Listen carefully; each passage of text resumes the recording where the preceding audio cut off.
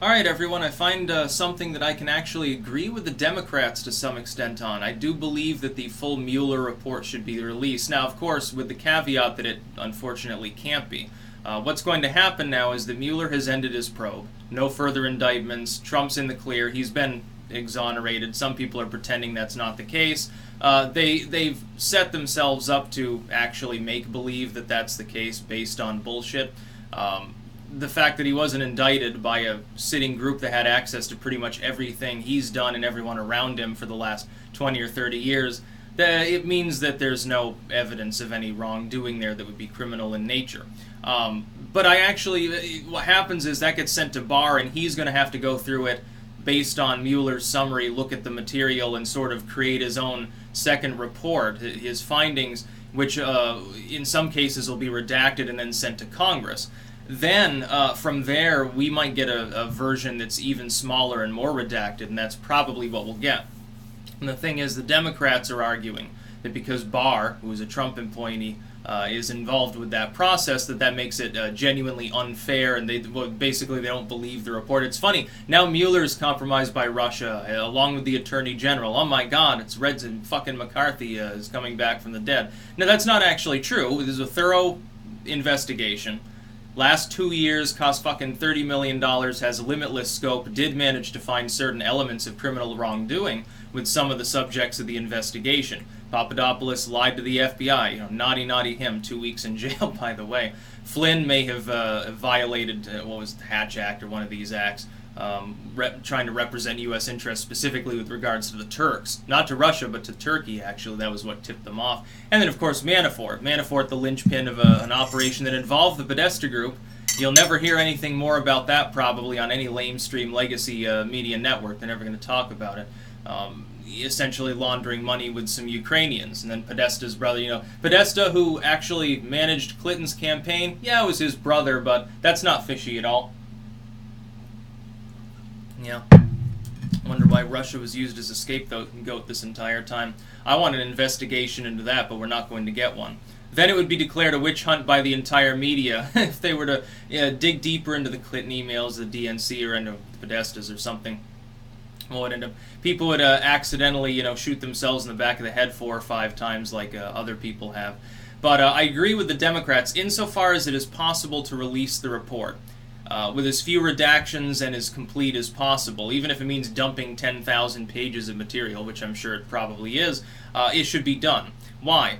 Number one, the people, I believe, fundamentally have a right to know what actually went on. Not only the scope of the investigation, insofar as we're able to know that, because they can't disclose. They're not going to tell the public, intimate personal details about people unless they were indicted, and even then there are certain protections involved. If the person wasn't indicted, they were just investigated, they can't tell people, oh, well, they did this, this, and this is their assets, their fucking tax return stuff. That would be a breach of the Fourth Amendment. That would violate the right to privacy. Those people have not been charged with a crime.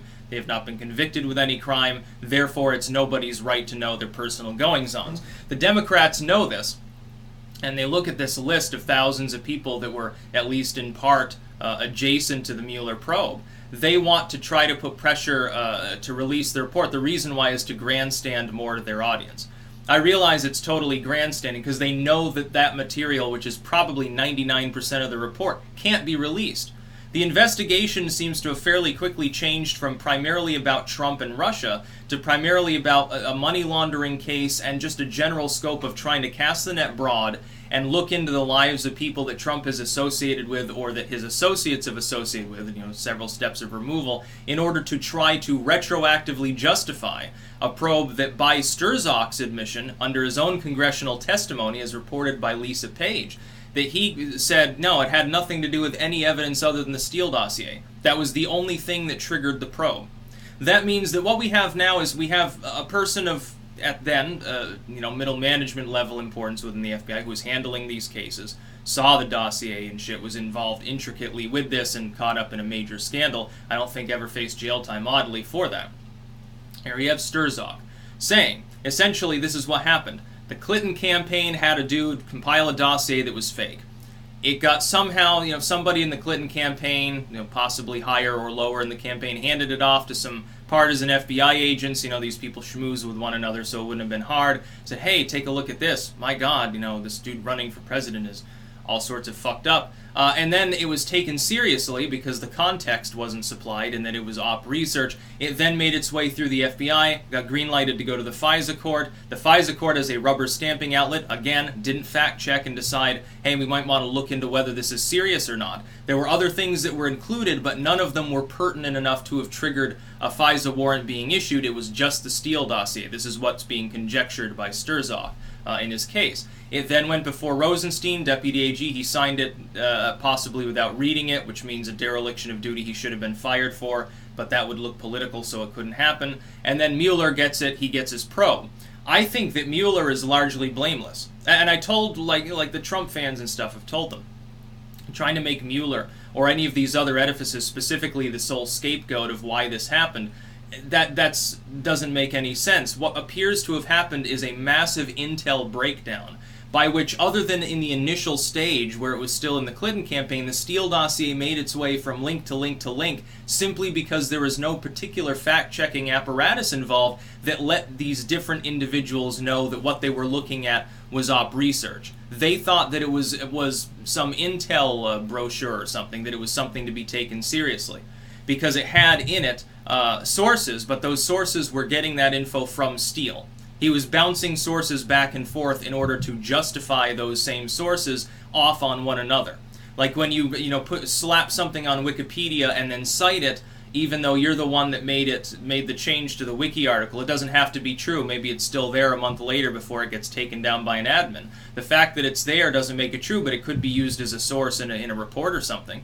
And then it gets it wrong, but by the time people realize that it's wrong, other things have happened. Some people have passively absorbed it. The idea that the intel agencies, like FBI agents or even a FISA court judge, can't accidentally make the same mistake, I think is totally wrong. I'm willing to give them the benefit of the doubt. I think they should just all be fired. I think that they all just did a shitty job of fact-checking. All the people involved with the Mueller probe, fundamentally, yes, they've miscarried justice. Absolutely. It was a witch hunt. But it wasn't Mueller's witch hunt. It was Steele's witch hunt, in other words, and a few partisan FBI agents who will never maybe work in the intel agencies again, but they'll also never see the inside of a jail cell for the obstruction that they've caused within our government.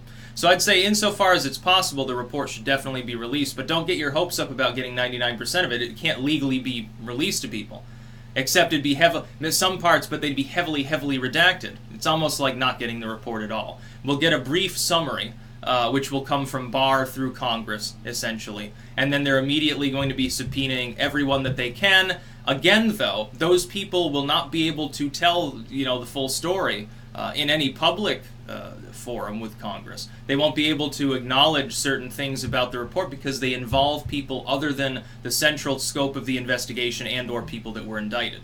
Like, if it's about Trump, it's like, okay, President of the United States, public figure, there's a different threshold. But if it's about some business associate he dealt with 15 years ago, that person has Fourth Amendment rights. Congress can't simply force Mueller or any of these other people to spill personal details about those people's lives on a national stage for the entire country to see. That'd be a gross miscarriage of power as well. That's about all. Peace out.